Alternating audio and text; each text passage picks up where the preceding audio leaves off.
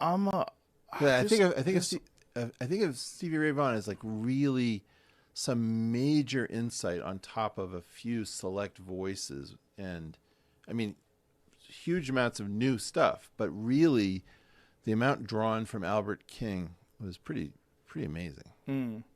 Well, blues all comes from a bunch of different sources, but they Right. all feed off of each other, right? You go all the way back to Robert Johnson, and it's like that's one of my favorite stories of all time. Is that he was so good, everybody thought he sold his soul. And if you go listen to it now, you go, no, he's just good, But Oh, I they don't thought, know. Those record it's like 2 records only, right? yeah, I believe so. And It's brilliant.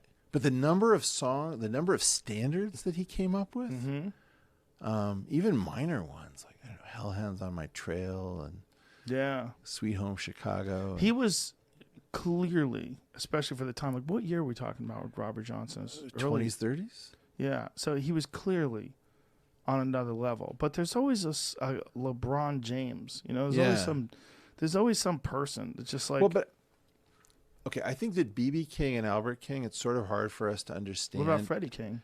Freddie King is super important, but I think that the issue of bending notes that BB and Albert did, and there are particular boxes next to each other on the guitar neck, in which like one of them you associate with Albert, which is cut meaner and more minor, and the BB box weirdly is all about this major minor alteration through bending. Like you don't hit a note by playing the note, you hit a note underneath and you move up into it. Okay. And so it's this vocal articulation and particular kinds of vibrato.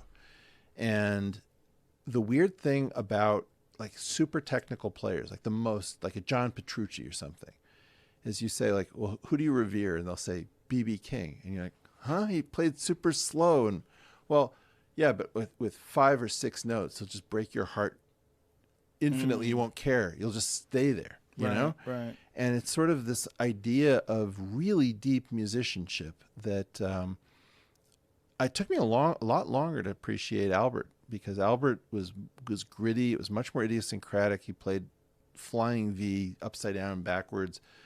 The gauge of the string, everything was like really weird, and he knew that he was doing everything quote wrong.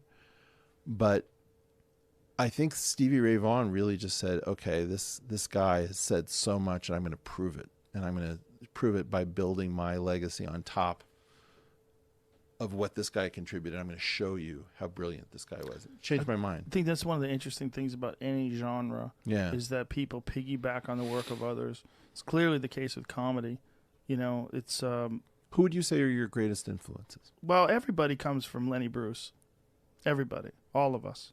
Lenny Bruce kicked open the door, and He's the Robert Johnson. He's the guy who started it all off, but it's hard because comedy is not.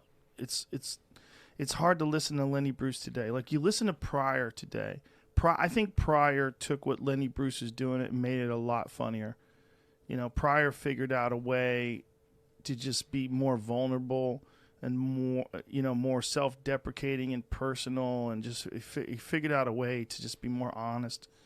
Not that Lenny Bruce wasn't honest, but it just wasn't as exposed as Pryor was. Pryor still to this day is hilarious. He's one of the few guys that it resonates today. Like you go and listen to old Pryor, it's still really funny. Whereas Lenny Bruce is like you got to kind of put yourself in the times of Lenny Bruce. You got to put yourself in the 50s and 60s and try to imagine what it was like to be in this incredibly suppressed. I think so much of what I believe was important about the 50s is that jazz and comedy and a few of these things, like maybe beat poetry, were so dependent on the oppression of the normies, right? That there were these just islands of magic. And they were so oppressed that things that are standard to us today were just revolutionary to them. Well, that's the thing is that I listen for